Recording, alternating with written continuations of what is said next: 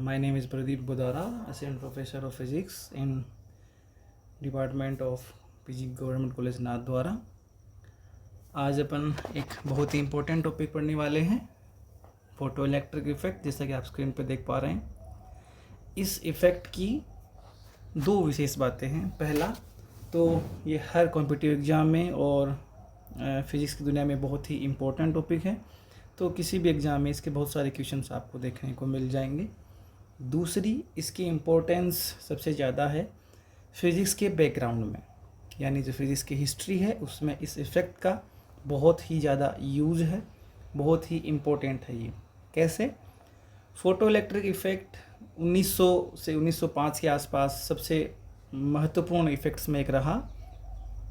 इस इफ़ेक्ट को जब ये इफ़ेक्ट सबसे पहले हर्ट्ज़ ने डिफ़ाइन किया, हर्ट्ज़ ने जब सबसे पहले इसके रिजल्ट्स को देखा, तो उस समय की जो भी फिज़िक्स थी, जिसको अपन क्लासिकल फिज़िक्स बोलते हैं अभी, वो इसको एक्सप्लेन नहीं कर पाई।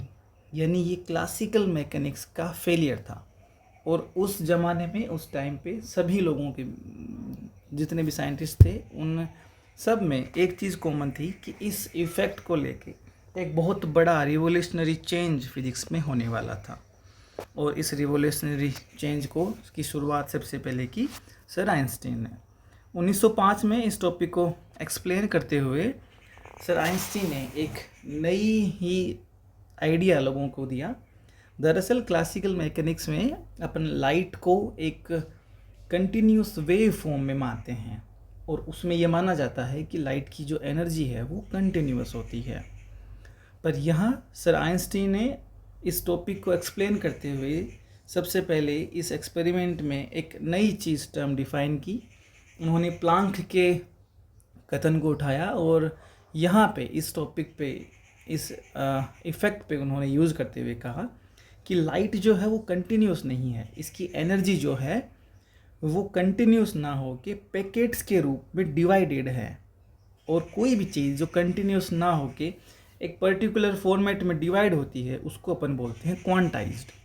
तो यहाँ अपन देख सकते हैं आइंस्टीन सर ने सबसे पहले ये इस इफ़ेक्ट में ये कहा कि light is quantized into photons, यानी एनर्जी के जो छोटे छोटे पैकेट्स होते हैं उनको उन्होंने नया नाम दिया फोटॉन्स। और इन्होंने ये कहा कि हर फोटोन जो है वो एनर्जी E=h या hf के फॉर्मेट में रखता है। यानी यहाँ पे लाइट की जो एनर्जी है वो फ्रीक्वेंसी पे डिपेंड करती है।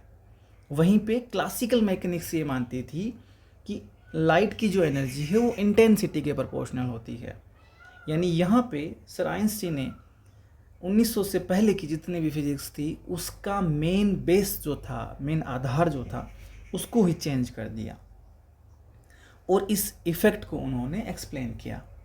इसके बाद 19वीं सदी के अंत में, 20वीं सदी की शुरुआत में पूरी एक नई फिजिक्स का दौर स्टार्ट हुआ, जिसको अपन बोलते हैं क्वांटम मैकेनिक्स। यानी लाइट जो है उसकी नई नेचर उन्होंने डिफाइन की। उन्होंने कहा कि लाइट जो है वो क्वांटाइज्ड होती है और इसका मिनिमम जो एनर्जी का पैकेट है उसको अपन क्वांटा बोलते हैं, और क्वांटा से ही स्टार्ट होती है क्वांटम मैकेनिक्स। तो ये तो थोड़ा सा हुआ इसका हिस्टोरिकल कॉन्टेक्स्ट। सबसे पहले अपन देख सकते हैं डिस्कवरी हर्ट्ज़ ने की थी इस एक्सपेरिमेंट के 1887 में, पर वो इसके रिजल्ट्स को एक्सप्लेन नहीं कर पाए थे क्योंकि उस समय केवल क्लासिकल मैकेनिक्स का दौर था। उसके बाद में सर आइंस्टीन ने इसको एक्सप्लेन करते हुए तीन चीज़ें इसके बारे में कही। सबसे पहले अपन इसके एक्सपेरिमेंटल सेटअप को समझ लेते हैं कि ये चीज़ है क्या। दरअसल फोटो इलेक्ट्रिक इफेक्ट और कुछ नहीं है। अपन अभी के टाइम पे जितने भी सोलर पैनल देख रहे हैं जो सन की लाइट को इलेक्ट्रिकल एनर्जी में चेंज करते हैं, इसी चीज़ का जो मेन प्रिंसिपल है कि सन की लाइट जो है उससे कैसे इलेक्ट्रिसिटी कैसे प्रोड्यूस होती है, यही इफ़ेक्ट जो है इस चीज़ को एक्सप्लेन करता है।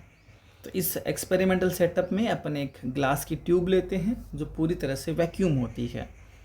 इसके अंदर अपन इसको दो मेटल की प्लेट होती हैं जिसको अपन बैटरी से जोड़ देते हैं। बैटरी का जो टर्मिनल, पॉजिटिव टर्मिनल जुड़ा होता है प्लेट के, उसको अपन एनोड बोलते हैं, और बैटरी का जो नेगेटिव टर्मिनल जिस प्लेट से जुड़ा हुआ होता है उस मेटेलिक प्लेट को अपन कैथोड बोल देते हैं।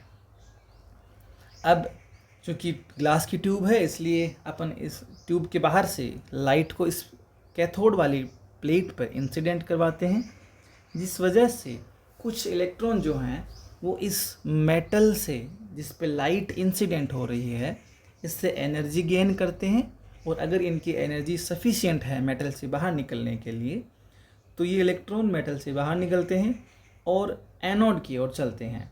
जब इलेक्ट्रॉन कैथोड से स्टार्ट होकर एनोड पर पहुंच जाते हैं तो ये अपना एक पूरा सर्किट जो अपन बाहर बना रखा है वो कंप्लीट हो जाता है, और इस वजह से ये इलेक्ट्रॉन बैटरी के थ्रू मूव होते हैं और यहाँ एक करंट फ्लो होती है, यानी करंट इंड्यूस होती है।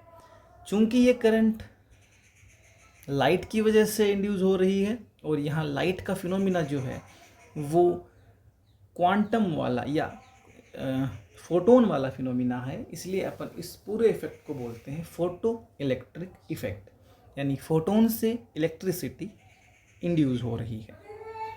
यही फिनोमिना कंटिन्यूस अभी चल रहा है। ठीक है, तो अब फिजिक्स में दरअसल होता क्या है, फिजिक्स में सबसे ज़्यादा अहमियत दी जाती है एक्सपेरिमेंट्स को। अगर एक्सपेरिमेंट्स की जो रिजल्ट्स हैं वो अगर कोई भी थ्योरी एक्सप्लेन नहीं कर पाती है तो वो थ्योरी भले ही कितनी ही परफेक्ट क्यों हो, कितनी ही अच्छी क्यों ना हो, या किसी भी साइंटिस्ट द्वारा क्यों ना दी गई हो, उस थ्योरी को फेलियर माना जाता है। तो यहाँ इस फोटो इलेक्ट्रिक इफेक्ट का जब रिजल्ट को जब ऑब्जर्व किया गया तो इसमें 3 चीज़ें मेनली फाइंड आउट की गई। सबसे पहला तो ये कि जब अपन इस लाइट की इंटेंसिटी को बढ़ाते हैं तो इस दौरान प्लेट से जो इमिट होने वाले इलेक्ट्रॉन हैं उनकी काइनेटिक एनर्जी पर कोई फ़र्क नहीं पड़ता। पहला रिजल्ट ये था। इस रिजल्ट को क्लासिकल मैकेनिक्स एक्सप्लेन नहीं कर पाई। दूसरा रिजल्ट ये था कि जैसे ही ये लाइट उस प्लेट पे इंसिडेंट होती है उसी समय बिना कोई टाइम लैग के, यानी जैसे ही लाइट प्लेट पे इंसिडेंट हुई उसी समय इलेक्ट्रॉन इस प्लेट से बाहर निकलते हैं, यानी इन दोनों के बीच में कोई समय पश्चात कोई टाइम लैग नहीं होता। जबकि क्लासिकल मैकेनिक्स का ये मानना था कि लाइट की जो एनर्जी है वो इंटेंसिटी पर डिपेंड करती है, light as a wave front के रूप में आती है, इसलिए इलेक्ट्रॉन को सफिशिएंट एनर्जी होने के लिए लाइट का कुछ देर तक वेट करना होगा। कुछ देर के वेट करने के बाद जब बहुत सारे वेव फ्रंट उस प्लेट पे आ जाएंगे तब इलेक्ट्रॉन के पास सफिशिएंट एनर्जी होगी और इलेक्ट्रॉन इस मेटल से बाहर निकल पाएगा। पर दरअसल में ऐसा एक्सपेरिमेंट रिजल्ट में नहीं देखा गया। जैसे ही लाइट इंसिडेंट होती है उसी समय इलेक्ट्रॉन इससे इमिट होते हैं। तो इस दूसरे रिजल्ट को भी क्लासिकल मैकेनिक्स एक्सप्लेन नहीं कर पाए। तीसरा और एक मेजर रिजल्ट जो था इस एक्सपेरिमेंट का वो ये था कि जब लाइट इस पे इंसिडेंट होती है तो एक मिनिमम फ्रीक्वेंसी से कम फ्रीक्वेंसी वाली लाइट के लिए फोटो इलेक्ट्रिक इफेक्ट शो नहीं होता है, यानी इसमें कोई करंट की वैल्यू अपने को नहीं मिलती है। और उस मिनिमम फ्रीक्वेंसी से ज़्यादा फ्रीक्वेंसी बढ़ाने पर अपने को फोटो इलेक्ट्रिक इफेक्ट देखने को मिलता है। इस मिनिमम फ्रीक्वेंसी को अपन बोलते हैं थ्रेशोल्ड फ्रीक्वेंसी। ये चीज़ भी क्लासिकल मैकेनिक्स एक्सप्लेन नहीं कर पाई, क्योंकि क्लासिकल मैकेनिक्स में अपन ये मानते हैं कि लाइट जो है वो कंटिन्यूस फॉर्म में है और चूँकि ये वेव फ्रंट के रूप में आती है इसलिए इसकी एनर्जी जो है वो इंटेंसिटी के प्रोपोर्शनल होती है। यानी क्लासिकल मैकेनिक्स के अकॉर्डिंग लाइट और फ्रीक्वेंसी में एनर्जी का कोई डिफरेंस नहीं होता है। नेक्स्ट, अब अपन बात करते हैं सर आइंस्टीन ने इस इक्वेशन या इस प्रॉब्लम को सॉल्व करने के लिए एक मेन इक्वेशन दी, जिस इक्वेशन के लिए आइंस्टीन को 1925 में नोबेल प्राइज़ मिला। ध्यान रहे कि आइंस्टीन की एक बहुत फेमस थ्योरी है, थ्योरी ऑफ रिलेटिविटी, जो सबके जवान पे है, जिसने बहुत एक रिवोल्यूशनरी चेंज लाया था। पर सर आइंस्टीन को Nobel prize theory of relativity पे ना मिलते हुए फोटो इलेक्ट्रिक इफेक्ट पे मिला था। इन्होंने एक इक्वेशन दी थी।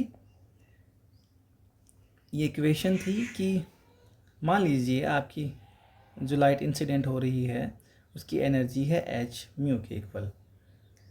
और जितने भी इलेक्ट्रॉन्स इस मेटल के अंदर हैं, इस मेटल की खुद की एक कैरेक्टरिस्टिक प्रॉपर्टी होती है कि ये एक मिनिमम एनर्जी से कम एनर्जी आने पर इलेक्ट्रॉन्स को अपने मेटल से बाहर इमिट नहीं होने देती। इसको अपन हर एक मेटल का वर्क फंक्शन बोलते हैं। अलग अलग मटेरियल के अकॉर्डिंग मेटल का ये वर्क फंक्शन चेंज होता रहता है। तो अगर किसी मेटल का वर्क फंक्शन फाई है तो इसको जितनी भी एनर्जी दी गई, जो लाइट की एनर्जी है एच म्यू, ये इस वर्क फंक्शन के प्लस में जितनी एनर्जी बच गई वो एनर्जी इलेक्ट्रॉन की एज काइनेटिक एनर्जी के फॉर्मेट में सेव हो जाती है।